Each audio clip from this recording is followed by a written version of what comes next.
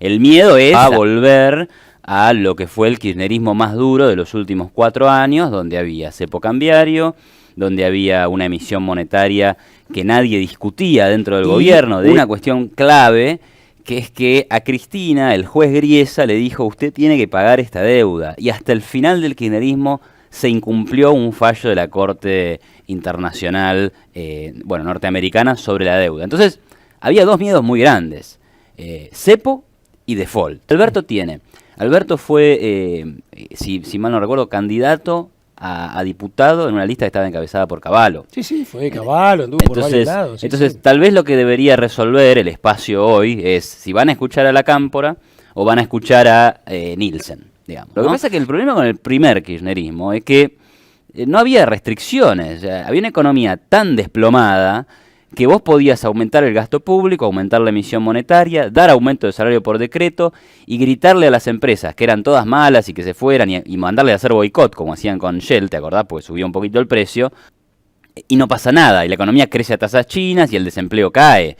Pero eso es porque tenías una economía totalmente destruida antes. Entonces, hoy, para volver a hacer eso, esa economía virtuosa que crecía, que tenía superávit fiscal y superávit comercial, tenés que hacer un ajuste. O sea, tenés que continuar el ajuste fiscal, tenés que hacer reformas estructurales para darle dinamismo a la economía y que vuelva a crecer. O sea, ya está, no hay otra salida hoy. Agárrate la butaca, porque ahora viene Iván Carrino a contarnos.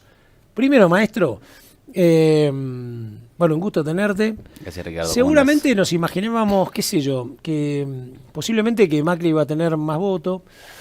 Creo que muchos nos imaginábamos, del otro lado del campo también, que de repente un tipo como Expert, yo hice encuestas en Agrositio y la gente por ahí te dice, Expert, daba sensación 5 puntos, 6, a lo mejor Expert, ¿no? Ese voto más de castigo a Macri, pero, y sin embargo, pasó algo impensado. Yo creo que el mismo Macri se comió una piña bárbara cuando vio el 15, ¿no? de ventaja. Sí. Primera apreciación tuya, sí. ¿no? No, yo creo que la sorpresa, fueron varias, pero la sorpresa principal fue los 47 puntos de Alberto Fernández. O sea, me parece que nadie había previsto.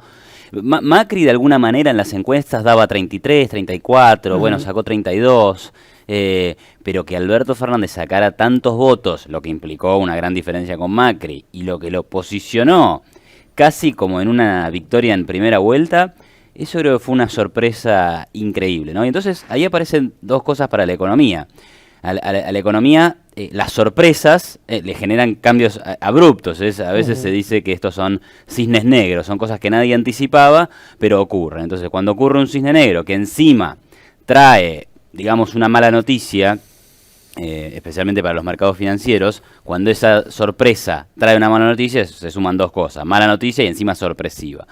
Entonces el lunes lo que hubo fue, y después se mantuvo por la semana, una reacción totalmente negativa en términos financieros, ¿no? O sea, el riesgo país duplicándose, el tipo de cambio subiendo 30%, acciones y bonos cayendo. O sea, la bolsa en Argentina pasó de estar 30% arriba en dólares. Salió una noticia el 9 de julio de este año, estamos hablando de un mes atrás, que era la bolsa que más crecía en el mundo en dólares, y el día después de las PASO, la noticia fue que la caída había sido la más abrupta, o una de las más abruptas de los últimos 70 años en el país. O sea, realmente es así de impactante y fuerte fue la noticia de las elecciones en Argentina, ¿no? Decime una cosa, ¿fue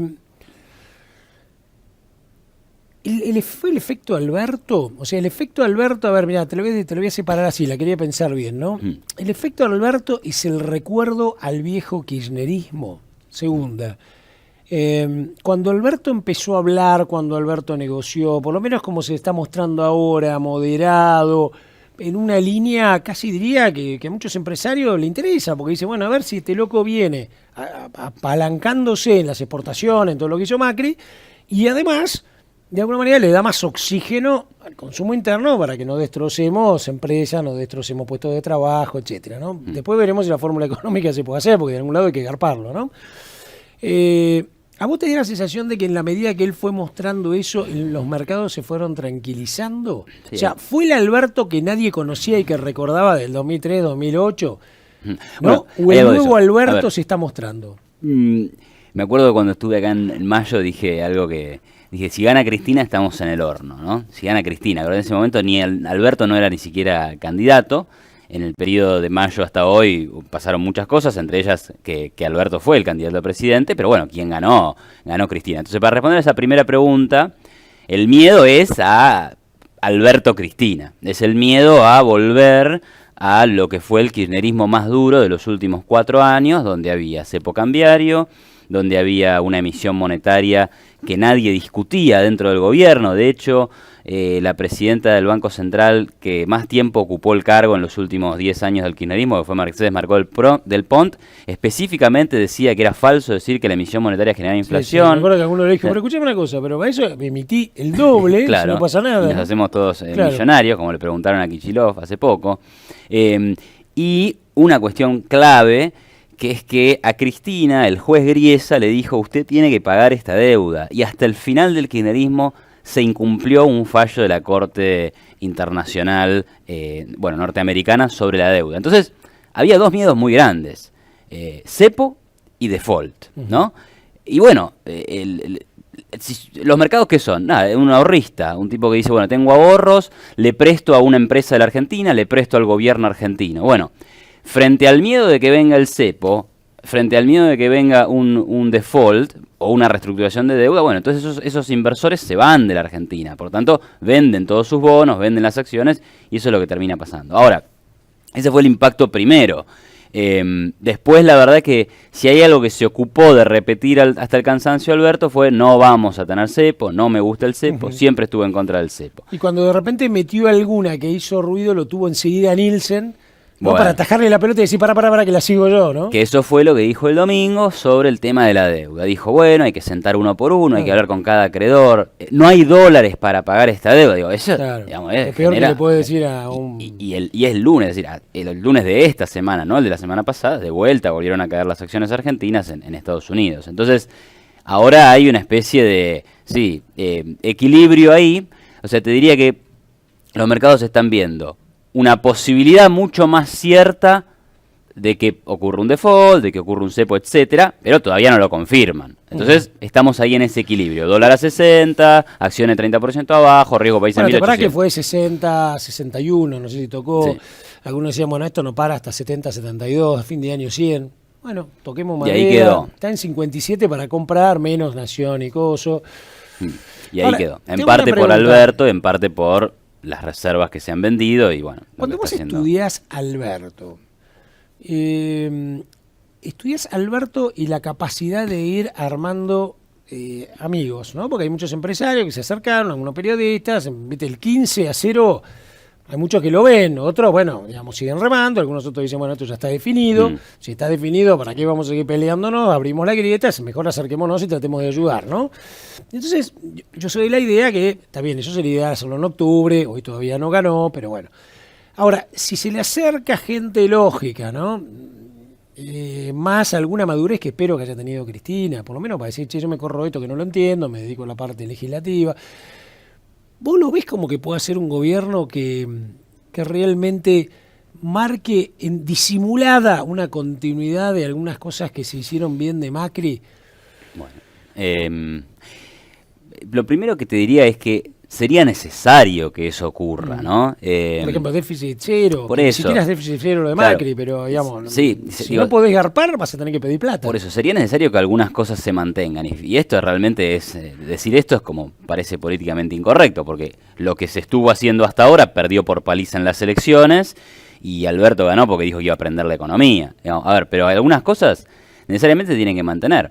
Cuando Alberto Fernández recientemente dijo que va a desdolarizar las tarifas, eso me parece un problema, eso me parece romper con algo que está razonablemente bien hecho, que es que las tarifas de los servicios públicos tienen que tener precios razonables. Y lamentablemente, si suben mucho el dólar, los insumos de la energía están en dólares. Entonces, si vos quisieras desdolarizar, es decir, poner precios en pesos y regularlo de manera que no se ajusten para cubrir los costos, va a tener un problema. ¿no? Tengo una pregunta que tiene una lógica también, o por lo menos una lógica distinta. Yo entiendo que eso es así. Ahora digo, si el transporte lo usa alguien que es tu cliente y ese cliente no cobra con ese aumento de dólar o lo que sea, vos en el fondo estás haciéndole pagar a tu cliente interno un costo que, no sé, viste, como que vos decís, a ver, muchachos, Si hay inflación de 40 y los sueldos se acomodan al 32, las tarifas tendrían que estar en 32, me parece, ¿no? Lo que pasa... O sea, yo digo, no, las empresas no pueden perder, pero sobre todo no por las empresas. Porque cuando pierden las empresas, lo que no tenés son empresas. Bueno, es que ese, tenés es que ese subte es el de problema. mierda, O sea, tenés trenes que se rompen porque esto me parece que es clave decírselo a la gente. Alguien lo tiene que pagar. Pero por eso, no es un tema de las empresas por las empresas mismas. O sea, las empresas obviamente quieren obtener ganancias, es legítimo, pero todos queremos obtener ganancias. Yo cuando tengo luz en mi casa, estoy generando una ganancia. No será una ganancia financiera, económica o empresarial. Pero vos como consultor, digamos, cuando le cobras a una empresa y el tipo te dice, ¿cuánto cobras? Sí. $1.000. Pero ahora no te puedo dar para $1.000. Mirá, Iván, 800, siempre te tuve, no te quiero y vos primero, como por una cuestión de fidelidad a tu cliente, y segundo, por una cuestión de que tampoco que todo el mundo por ahí te lo va a pagar, te acomodás. Entonces la pregunta es, ¿no deberían las empresas acomodarse a la realidad? No lo que fue en el kirchnerismo, porque en el kirchnerismo lo que no se acomodaron fue la tarifa por una cuestión demagógica, vale $2 y los sueldos aumentaban. Bueno, es que el riesgo es que vuelva esa demagogia. O sea, yo puedo hablar con el cliente y decirle, sí, dale, te lo dejo en $1.000, por más que mis costos aumentaron a $1.200. 800, pero, bueno, 800 o 1.000. Pero 800, si mis costos son 1.000 y te vendo 800, 5 años seguidos, ya está, perdí, me fundí, ¿me entendés? Entonces ese es el miedo. Necesariamente, bueno, después tendríamos que entrar en el tema energético, ver, porque si vos tenés mano de obra, la mano de obra va con inflación. Pero pongamos el caso de la nafta, que es más sencillo. Ahí depende directamente del precio del petróleo. El precio del petróleo es un commodity que tiene un precio internacionalmente establecido, ¿sí? Ahora no sé si están $50 el barril de petróleo. $50, y $50 el barril de petróleo lo paga el uruguayo, lo paga el argentino, lo paga el chileno y lo paga el americano. O sea que sí, hay ciertos bienes que tienen precios internacionales y que vos los tenés que pagar esos precios internacionales. Y cuando los gobiernos, como hizo la Argentina mucho tiempo, quieren divorciar eso, lo que termina pasando es que te quedás sin petróleo, sin energía o sin el bien al que le quieras aplicar esa política. Entonces, ese es el riesgo, ¿sí? Ahora, ¿puede Alberto mantener algunas cosas buenas? Bueno, debería mantener un Banco Central independiente con una política monetaria dura para bajar la inflación. ¿Pero qué dijo?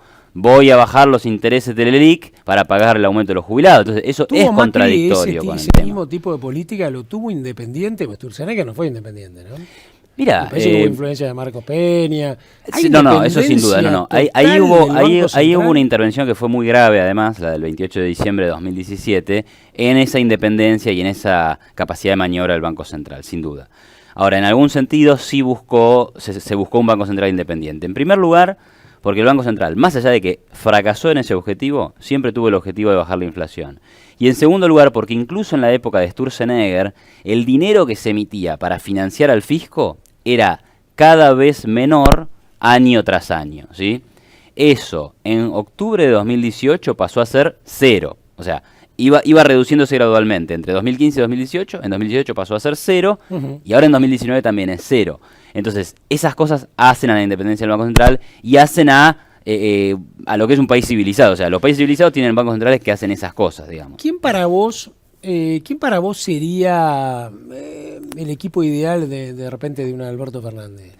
¿Vos lo escuchaste a es difícil. A Gis. Sí, y me acuerdo que en mayo, vos sabés que lo hablábamos acá, porque estaba viendo la entrevista hace poco, de vuelta, y hablábamos de Agis como una de las personas más pragmáticas y moderadas que tenía Cristina Fernández, todavía ¿no? Un poquito más, me parece. Sí, a ver. Él se podría ser un hombre de Macri, tranquilamente.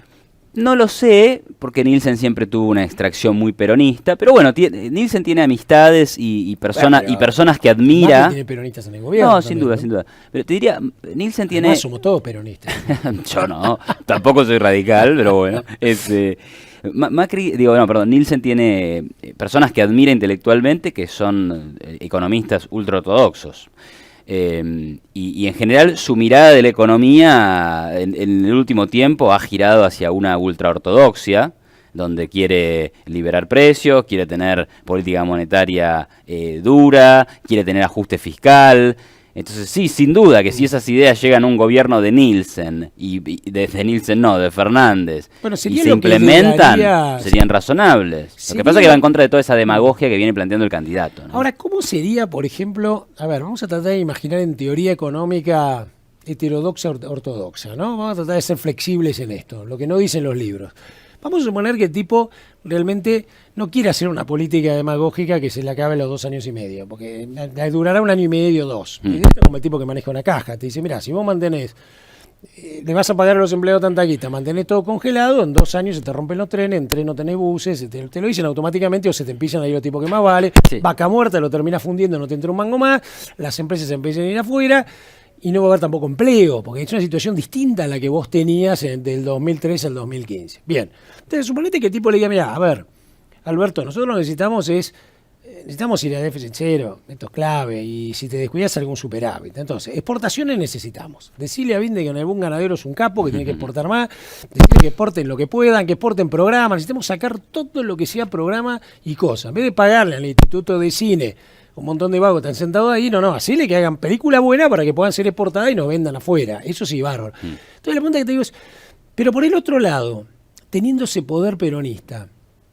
ellos no pueden manejar, ahí te digo, ¿no? Esas variables como ley laboral, las cosas que flexibilicen un poco la economía a través de gremios, empresas.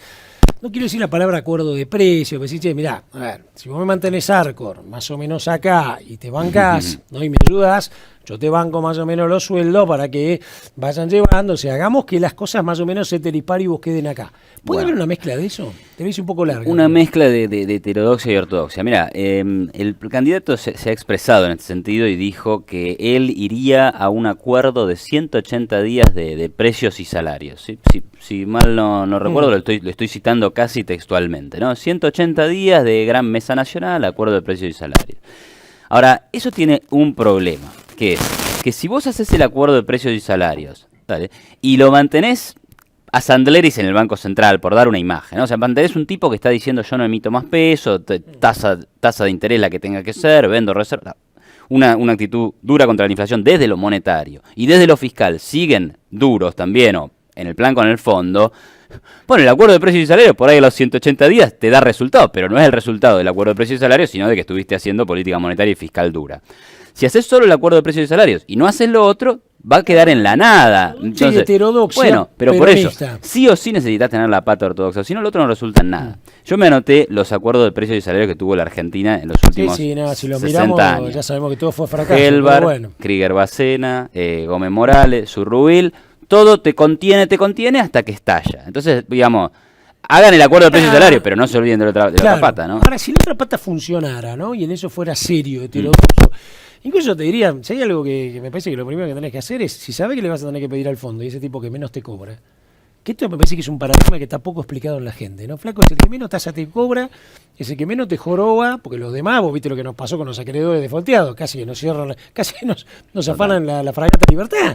O sea, no se joroba con el mundo, a ver si los entendemos. Venezuela no tiene ni para comer porque nos jorobó con el mundo. Sí, entonces, la pregunta es, si vos además te llevas bien y decís, che, muchachos, me voy allá a Washington, doy una buena imagen, toco la campanita, digo, la Argentina es un país exportador importante, queremos Unión Europea, Mercosur, queremos... Te amigás de nuevo, ¿qué es lo que haría cualquier político? Más un peronista, te amigás de nuevo con Bolsonaro, somos los dos populistas, te da la mano, ¿no? Y por el otro lado, en lo interno manejas esto. Si haces una mezcla de eso y la llevas ordenadamente con gente inteligente, debería funcionar, ¿no? Bueno, de nuevo, digamos... la campaña. Vos por la parte ortodoxa. No me sumaría, pero... no, a ver, digamos, claramente que... Pero me parece que estamos pidiéndole... a este candidato que traicione sus banderas, cosa que no sería imposible, ¿eh? No sería, por eso, no sería imposible. El caso de Menem es ese. O sea, Alberto fue, si mal no recuerdo, candidato a diputado en una lista que estaba encabezada por Cavallo. Sí, fue Cavallo, anduvo por varios lados. Entonces, tal vez lo que debería resolver el espacio hoy es si van a escuchar a la Cámpora o van a escuchar a Nielsen, digamos, ¿no? ¿Para qué pueden escuchar de la Cámpora? Bueno, porque la Cámpora me parece que no tiene poca idea de números. Bueno, hagamos, ¿no? El mismo Kicillof ni siquiera se sentaba con la Cámpora. La Cámpora va a hablar de pañuelo verde, de rosa, de toda la historia esa, pero me parece que se dedica más a ese tipo de temas, ¿no? Yo creo que hay la Cámpora tiene la Cámpora como concepto tiene una idea de economía intervenida, de redistribución del ingreso, de cobrar retenciones todas las que se puedan, de que la inflación se contiene con acuerdos o con imposiciones gubernamentales, de que hay que controlar la puja distributiva, hay que controlar las ganancias de las empresas, digamos. Entonces, eso es la cámpora, es ir a un sistema mucho más parecido a lo que fue el último kirchnerismo que a lo que fue el primer kirchnerismo. Lo que pasa es que el problema con el primer kirchnerismo es que no había restricciones, o sea, había una economía tan desplomada que vos podías aumentar el gasto público, aumentar la emisión monetaria, dar aumento de salario por decreto y gritarle a las empresas que eran todas malas y que se fueran y mandarle a hacer boicot, como hacían con Shell, ¿te acordás? Porque subió un poquito el precio, cuando estaba a 4 pesos el litro de nafta, y no pasa nada, y la economía crece a tasas chinas y el desempleo cae. Pero eso es porque tenías una economía totalmente destruida antes. Entonces, hoy, para volver a hacer eso, esa economía virtuosa que crecía, que tenía superávit fiscal y superávit comercial, tenés que hacer un ajuste. O sea, tenés que continuar el ajuste fiscal, tenés que hacer reformas estructurales para darle dinamismo a la economía y que vuelva a crecer. O sea, ya está, no hay otra salida hoy. Siempre digo, si lo sabemos nosotros, ¿no? Sobre todo yo, ¿no? Digamos, si lo sabemos nosotros, me parece que ellos lo tienen que reconocer esto. Y deben saber incluso cómo manejarlo políticamente, espero. Tengo una pregunta, porque no lo hablamos, y es la última. ¿Cómo seguiría la economía de Macri? A ver, vamos a dejar todavía un 10, 20, 30% que ocurra un cisne negro. Puede ocurrir un cisne negro, ¿viste? De repente, qué sé yo, se mandan algún blef, el kirchnerismo peronismo, y Macri mantiene más o menos las cosas, y de repente, que ese día van a votar y te encontrás un 44-36. De repente tenés que la segunda vuelta. Ahí te quiero ver, ¿no? Sí, totalmente. Pero sería Macri si sería una prolongación de todo este proceso político que ya ha generado muchas disrupciones, ¿no? Pero es verdad, así como sorprendió una cosa, puede sorprender la otra, así que puede ocurrir. ¿Cómo seguiría? Mirá, por lo pronto, si efectivamente tuvieras una victoria de Macri, bueno, parte de esta suba del riesgo país volvería a bajar. No sé cuánto afectaría el dólar, porque el dólar ya es una cosa que sube y después nunca baja, pero el riesgo país sí, sin duda bajaría y las condiciones financieras mejorarían bastante en el corto plazo. Ahora, toda esta suba del dólar va a generar necesariamente un aumento de la inflación, va a generar una nueva caída del salario real, va a generar una nueva recesión en la economía, así que probablemente si Macri gana, va a asumir en el año 2020, a fines del 2019, y en el año 2020 probablemente la economía no zafe de tener otra recesión. Entonces va a ser un presidente que vino prometiendo pobreza cero, crecimiento, arreglar los problemas económicos, bajar la inflación, y va a tener un año más de recesión y alta inflación. Entonces va a ser un presidente con 5 años de gestión, 4 años de recesión, es decir, su imagen va a estar muy golpeada. Alberto, ¿no? Después lo que hablamos ahora, como que Alberto la tendría más clara con todo lo que le No digo que la tendría más clara, porque Alberto Fernández también asumiría, si asume en diciembre, con alta inflación, o sea, la inflación de este año va a cerrar arriba del 50% y la del año que viene con más estará riesgo país, con todo ese tipo de cosas. Y la inflación del año que viene será 35% y el año que viene también va a haber recesión. Gane Alberto o gane Macri. Tendría a lo mejor más poder político para trabajar sobre las bases.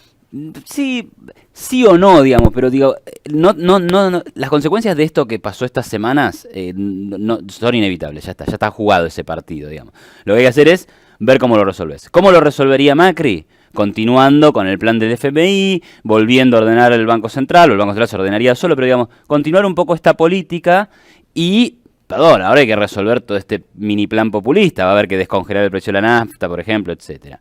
Alberto lo mismo, tiene los mismos desafíos. El tema es que ahí no sabemos. ¿Va a continuar con el plan con el FMI? Si no lo hace, irá a una política fiscal más expansiva. Eso implica más riesgo país o más inflación. Entonces, digamos, no hay mucho margen para ninguno, y cualquiera que se salga de este margen, no nos esperan grandes cosas, ¿no? Okay, impecable. Muchísimas gracias. Gracias, Ricardo. Iván Carrino, tenía ganas de charlar con él, ¿no? Alguien que lo miró con muchísima objetividad, ¿no? Viste, cuando alguien lo mira con objetividad, de extracción en realidad ortodoxa, un tipo liberal, uno podría haber esperado, digamos, tratar de cerrarse más a tratar de pensar también otras alternativas.